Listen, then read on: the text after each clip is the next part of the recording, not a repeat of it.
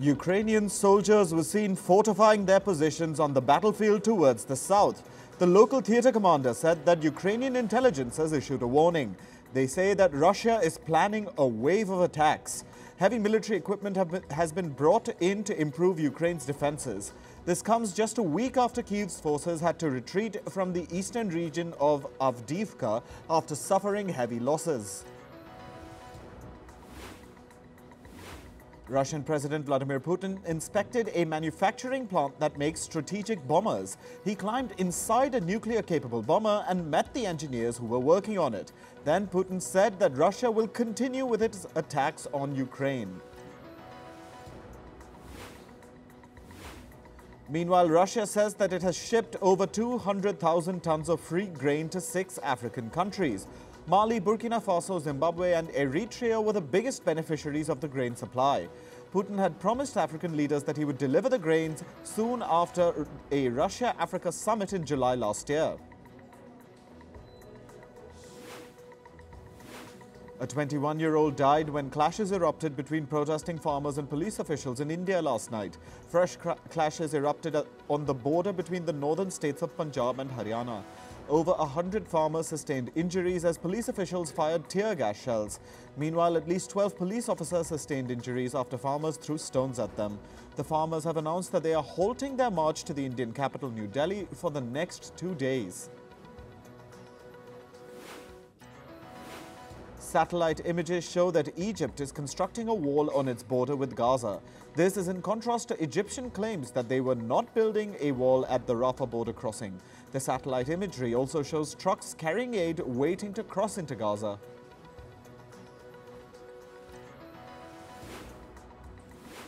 Brazil hosted a conference for foreign ministers from the G20 group of nations. The summit was held in Rio de Janeiro. During the meeting, Brazil emphasized on the need to overhaul the United Nations, including the UN Security Council. Brazilian President Inacio Lula da Silva also criticized the UN for failing to reach a ceasefire in Gaza.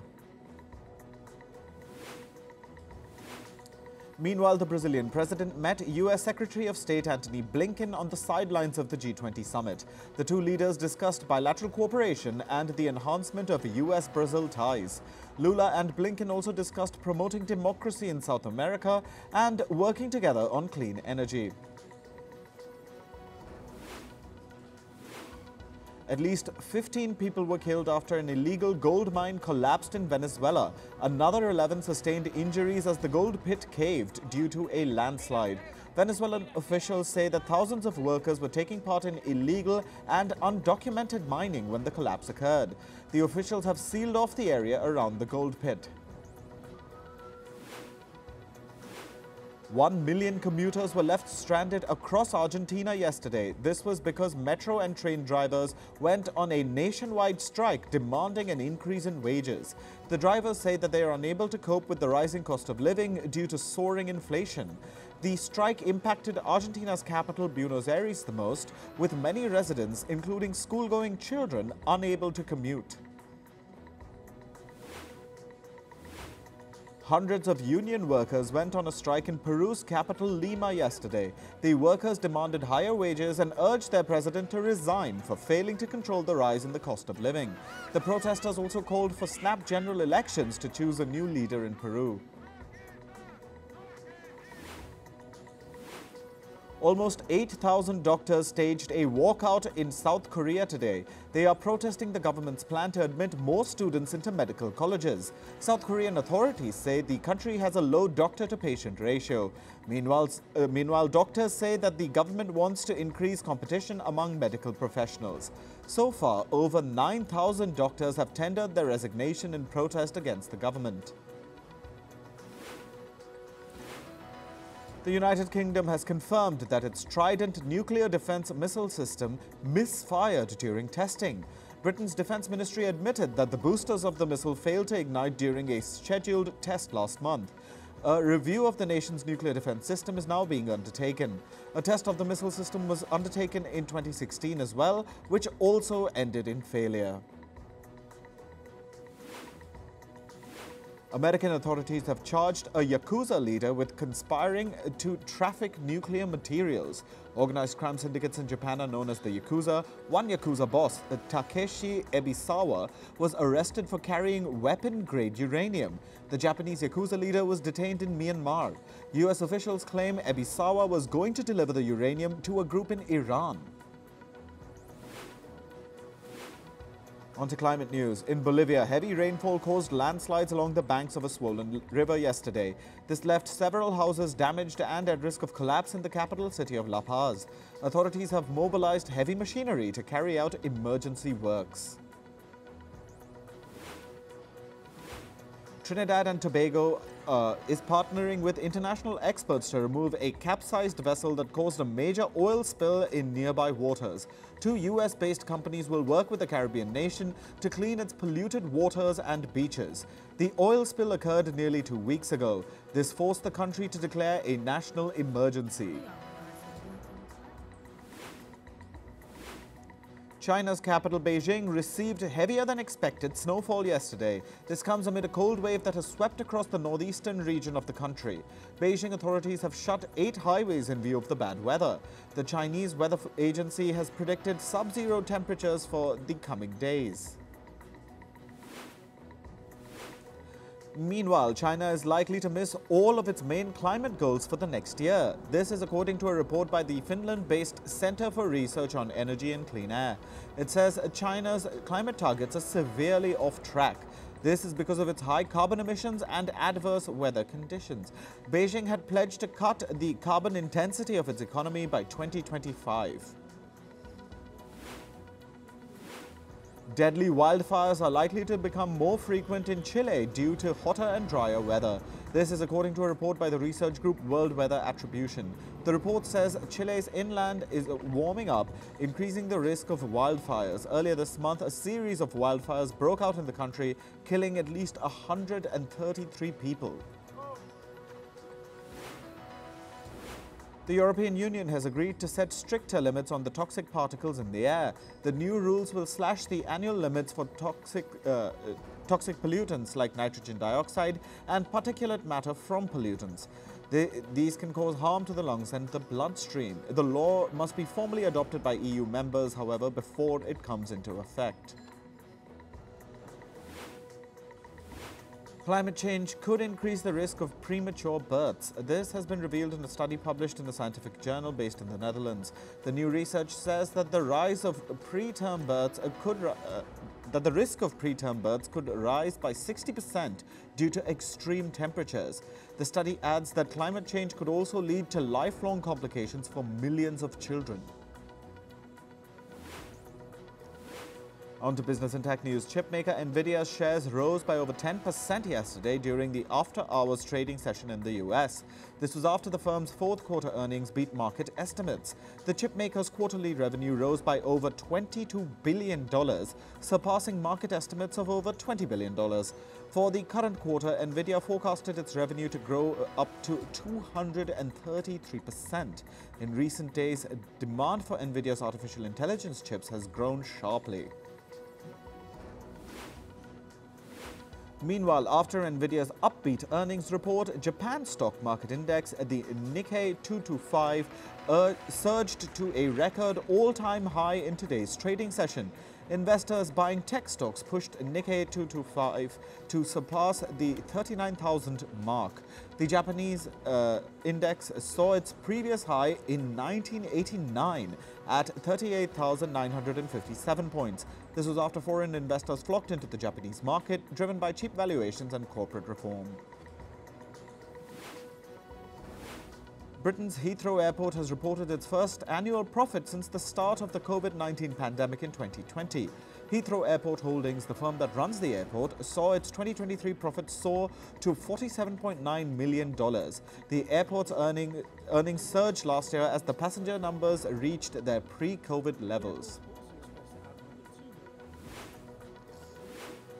Aircraft maker Boeing has reportedly replaced the head of its 737 MAX program. The firm's vice president and general manager of the 737 program, Ed Clark, is being replaced by Katie Ringgold. This is the first major executive departure for Boeing after a door panel in a 737 MAX 9 jet blew out mid-air last month. Clark oversaw the production facility where the plane involved in the accident was manufactured. A U.S. company has been accused of employing underage workers to clean animal slaughterhouses. The Tennessee-based Fayette Janitorial Service has been sued by the U.S. Department of Labor. The firm allegedly employed underage workers to clean a pork processing plant in Iowa and a poultry plant in Virginia. The Labor Department said that children as young as 13 were asked to clean dangerous equipment, violating U.S. federal law. The Indian government has allowed 100% foreign direct investment in the space sector. Earlier, foreign investors needed government approval to establish satellite operations in the country.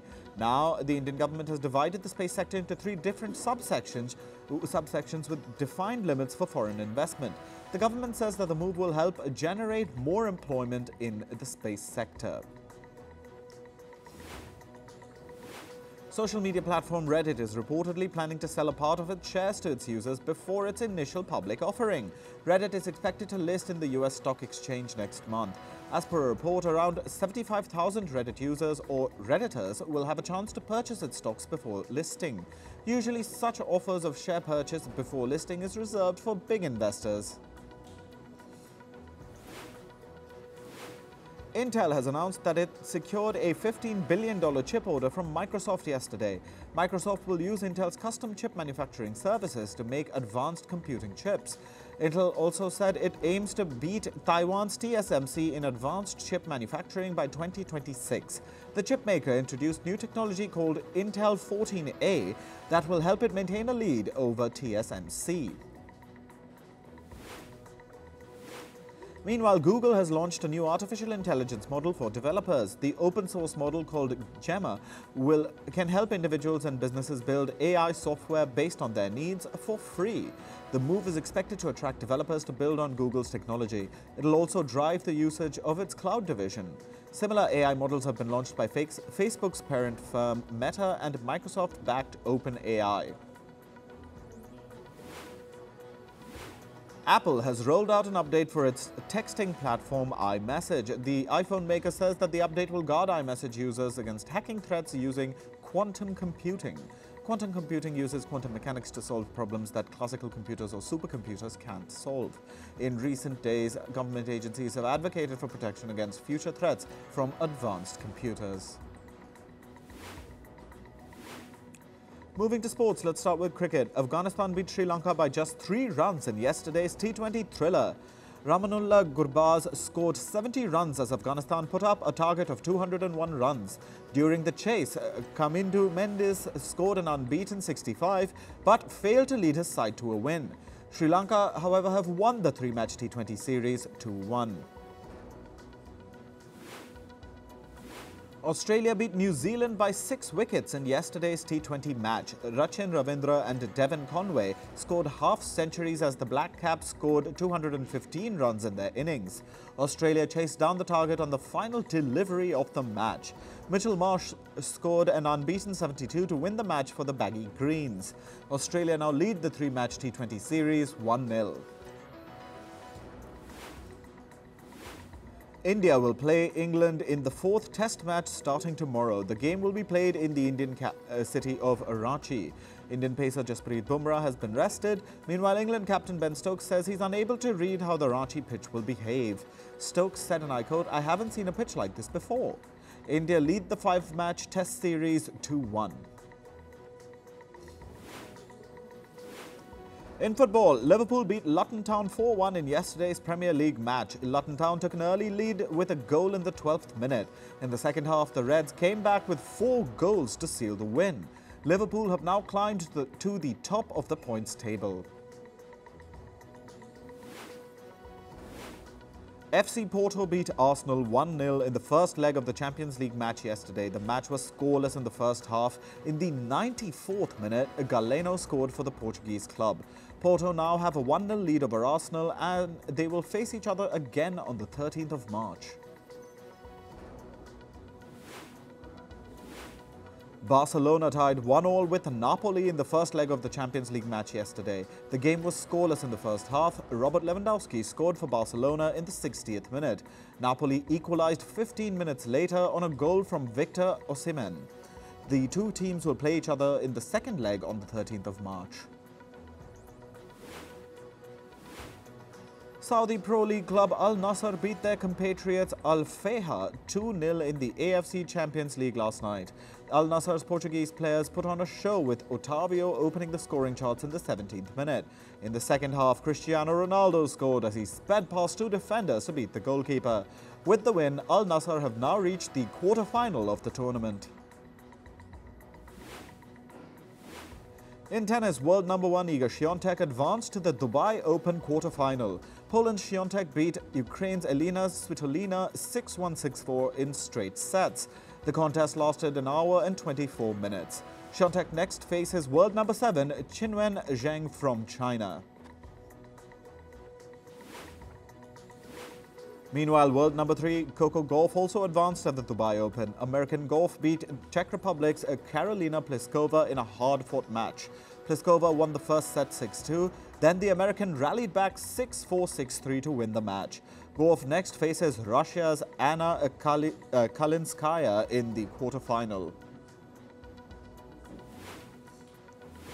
In golf, Charlie Woods, who's the son of a pro-American golfer Tiger Woods, is all set to make his big entry. Charlie Woods will compete in a pre-qualifier event in an attempt to secure a place in the PGA Tour's Cognizant Classic. The qualifiers will begin today. Out of the approximately 100 golfers that will be competing, only 4 will advance to the Cognizant Classic. The PGA tournament will be played next week in the US state of Florida. In the world of entertainment, director Greta Gerwig's Barbie led the 26th Costume Designers Guild Awards, which took place in the Hollywood city. It was followed by Poor Things for period film and Saltburn for contemporary film. Singer Billie Eilish was given the inaugural Vanguard Award. The theme of the event was pay equity, which highlighted the pay discrepancies that exist in the industry. Barbie actor America Ferrera will lead the upcoming film The Lost Bus along with actor Matthew McConaughey. The movie is based on the book Paradise, One Town's Struggle to Survive an American Wildfire. It talks about the 2018 California wildfires that claimed the lives of at least 100 people. Ferrera and McConaughey will play the roles of a driver and a teacher who rescue a bus full of children. Actors Olivia Colman and Jessie Buckley are working on a film together titled Wicked Little Letter.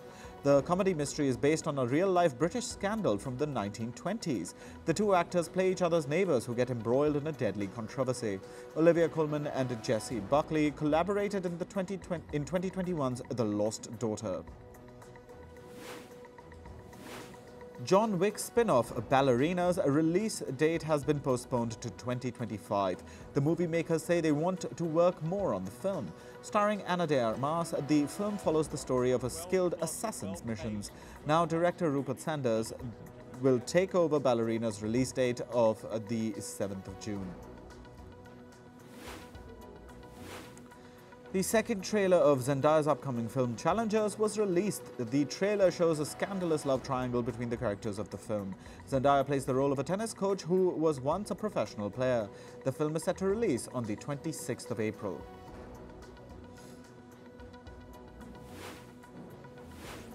Barry Keoghan's character of the Joker might return to the upcoming Batman sequel. Joker appeared briefly in the first film as an unnamed Arkham prisoner. Keoghan teased his return in an interview by saying that it might be exciting, and his smile says it all. The Batman Part 2 will release on the 3rd of October next year. American singer Normani has announced the release of her debut album, Dopamine. She took to social media to post the cover of the album, which shows her sitting on a jet black rocket. Normani also posted a snippet of a song on TikTok. However, she didn't reveal the date on which the album will release. Aerosmith singer Steven Tyler won the dismissal suit of a sexual assault case against him. The judge said that the alleged incident did not pose a serious risk of harm. He stated that while the situation was stressful, there were no physical injuries. The singer was sued last year by a woman who accused him of sexually assaulting her in 1975. The plaintiff was 17 years old at the time. Rapper Sean Combs has denied the gang rape allegation against him. He issued a legal response denying the claims that he raped a 17-year-old girl in 2003. The plaintiff alleged that Combs fed her copious amounts of drugs and alcohol at his New York studio, after which 3 people along with Combs raped her. Apart from this, 3 other cases of sexual assault were filed against him last year. A new sexual assault lawsuit was filed against American Idol producer Nigel Lythgoe. The woman in the case has accused him of touching her inappropriately in 2016. The incident happened when Nigel was driving her home from a hotel in California. This case comes after singer Paula Abdul sued him for the same last year.